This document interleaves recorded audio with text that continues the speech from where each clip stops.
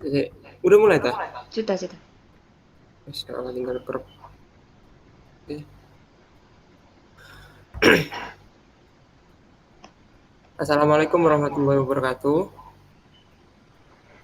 Di sini kami dari kelompok 5 akan mempresentasikan hasil kerja kami terkait tugas besar matematika diskrit. Dalam tugas ini kami ingin melakukan implementasi teori bilangan bulat dalam kriptografi saat melakukan transaksi pada automatic teller machine. Untuk kelompok 5 sendiri terdiri dari dua anggota. Yang pertama ada Diajeng NPM 003 dan ada Davi NPM 0052. Selanjutnya latar belakang. Indonesia merupakan negara dengan penduduk yang banyak dan layanan keuangan yang meningkat. Salah satunya adalah penggunaan mesin ATM. Mesin ATM membutuhkan sistem keamanan informasi untuk mencegah pencurian data atau manipulasi transaksi oleh pihak yang tidak bertanggung jawab. Salah satu solusinya adalah dengan menggunakan teknologi kriptografi, yaitu ilmu yang mempelajari metode-metode matematika untuk menjaga kerahasiaan, integritas, dan autentikasi data. Dalam dalam penelitian ini, kami merumuskan 3 rumusan masalah. Yang pertama ada bagaimana penerapan teori bilangan bulat dalam kriptografi khususnya pada transaksi ATM. Yang kedua ada apa saja algoritma yang berkaitan dengan bilangan bulat. Lalu yang ketiga ada apa manfaat dan dampak dari kriptografi dalam menjaga keamanan informasi di era digital. Lalu dari rumusan masalah tadi, di sini kami bertujuan yang pertama memaparkan penerapan teori bilangan bulat dalam kriptografi, terutama pemanfaatannya dalam kehidupan sehari-hari yang biasa kami lakukan, yaitu dengan melakukan transaksi pada mesin ATM. Yang kedua, mengetahui berbagai jenis-jenis algoritma bilangan bulat, contohnya seperti algoritma pembagian, algoritma Euclidean, aritmatika modulo, dan kongruen.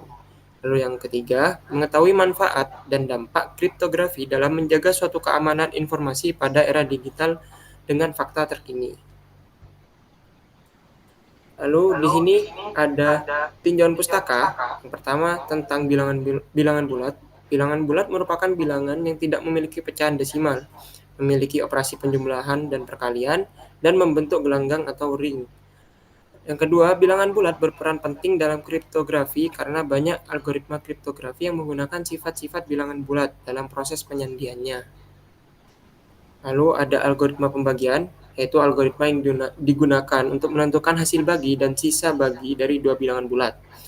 Algoritma ini berkaitan dengan konsep pembagi bersama terbesar, yaitu PBB, dan algoritma Euclidean yang berguna untuk mencari PBB dari dua bilangan bulat. Lalu selanjutnya ada PBB. PBB adalah bilangan bulat terbesar yang dapat membagi habis dua atau lebih bilangan bulat.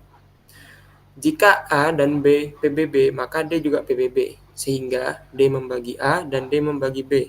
Dapat dinyatakan PBB A, B sama dengan D. PBB sendiri memiliki sifat. Yang pertama, jika C PBB dari A dan B, maka C membagi A plus B dikali B. Yang kedua, jika C PBB dari A dan B, maka C membagi A min B dikali C. Lalu yang ketiga, jika C membagi A, maka C membagi AB. Lalu selanjutnya ada Euclidean.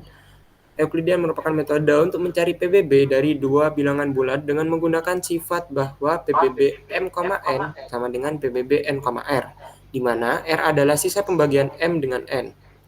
Algoritma dari Euclidean ini sendiri, yang pertama ada jika N sama dengan 0, maka M sama dengan PBB M, N. Tetapi jika N tidak sama dengan 0, dilanjutkan ke langkah yang kedua. Untuk langkah kedua itu bagilah M dengan N dan misalkan R ada sebagai sisanya, mohon maaf. Lalu yang ketiga, gantilah nilai M dengan nilai N dan nilai N dengan R, lalu ulang kembali ke algoritma yang pertama. Lalu selanjutnya ada modulo. Modulo yaitu aritmatika yang menggunakan operator mod untuk memberikan sisa pembagian sebagai hasilnya. Yang kedua, aritmatika ini sering digunakan dalam kriptografi karena memungkinkan untuk melakukan operasi aritmatika pada bilangan bulat yang terbatas, yaitu dari 0 hingga modulus 1. Yang selanjutnya ada kongruen.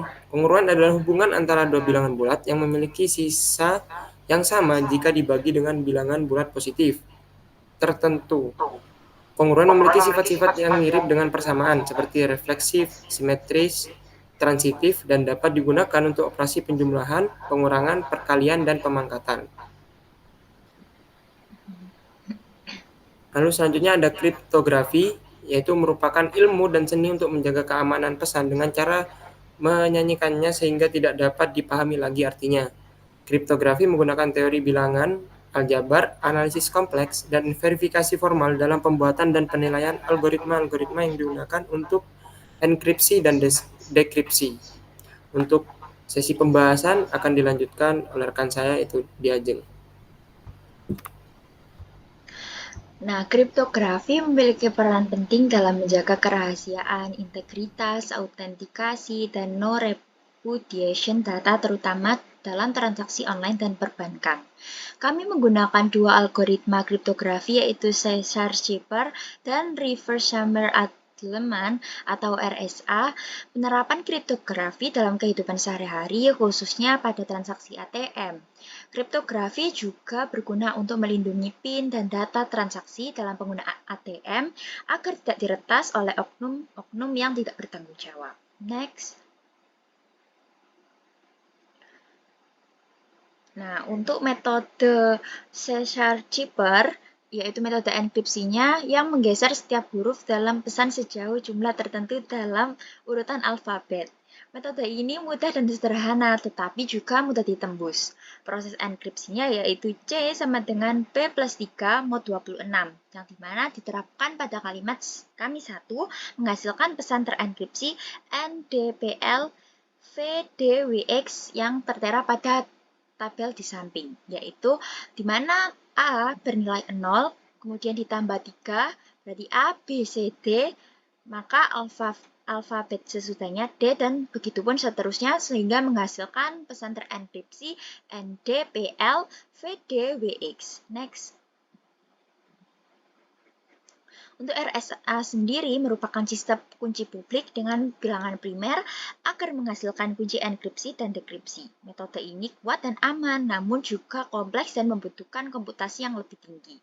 User memiliki kunci seperti pada tabel yang di samping, merupakan sepasang kunci bertipe pada RSA. Contoh penerapan pada kalimat makan menghasilkan enkripsi 1803, 1506, 19288 dan menghasilkan kode aslinya yaitu 778568652. Next. Untuk perhitungannya RS-nya sendiri yaitu kita menggunakan P dengan bilangan prima 56 dan Q 41 dengan N sama dengan P dikalikan Q menghasilkan 2419, kemudian M sama dengan P dikurangi 1 dikalikan P dikurangi dengan Q negatif 1 menghasilkan 2320, kemudian dia ambil lagi E-nya 3 karena nilai dari PBB dari 2320 dan 3 yaitu 1. Enkripsi PT diinterpretasikan dengan kode ASCII panjang 3, maka PT1 778, PT2 568, PT3 657 dan PT4 2.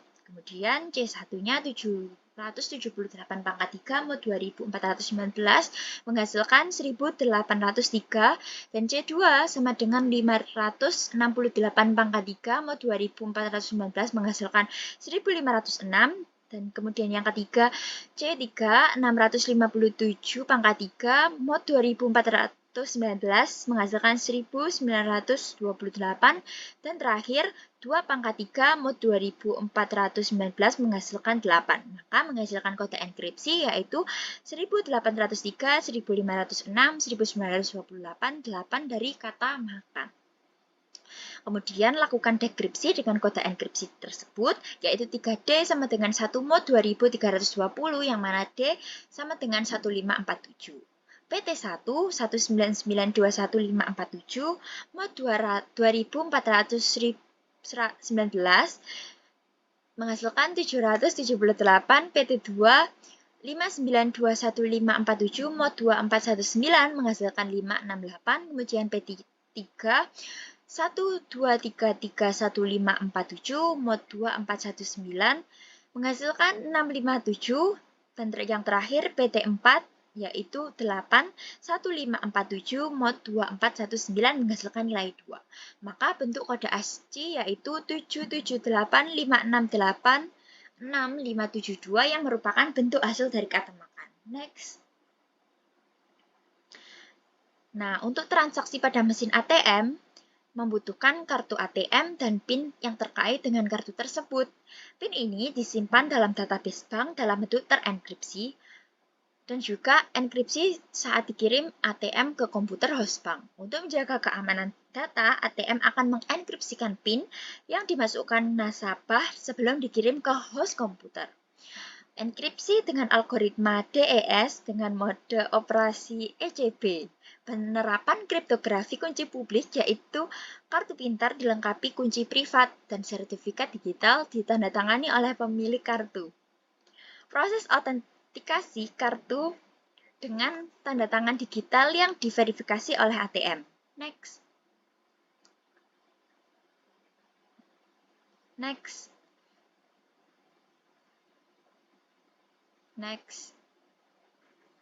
Nah, kesimpulannya sendiri yaitu matematika diskrit telah menyelimuti kehidupan manusia pada era ini. Kriptografi memiliki tujuan untuk menjaga kerahasiaan pesan dengan mudah menggunakan algoritma. Pada metode C#Keeper lebih sederhana dan cepat dalam mengenkripsi pesan, namun lebih mudah ditembus. Kriptografi kunci publik RSA lebih kompleks dan lambat dalam mengenkripsi pesan, tetapi lebih aman. Dengan menjaga keamanan siber, dapat menggunakan teknik kriptografi sehingga dapat mempertahankan kerahasiaan data, menjamin keutuhan data, dan membuktikan pesan dikirim asli dari pengirim pesan. Maka penting kita memahami kriptografi dan teori bilangan agar mampu beradaptasi dan responsif terhadap perubahan teknologi yang berkembang sehingga kita lebih siap menghadapi perubahan teknologi yang semakin maju. Sekian presentasi dari kelompok 5, kurang lebihnya mohon maaf. Terima kasih. Wassalamualaikum warahmatullahi wabarakatuh.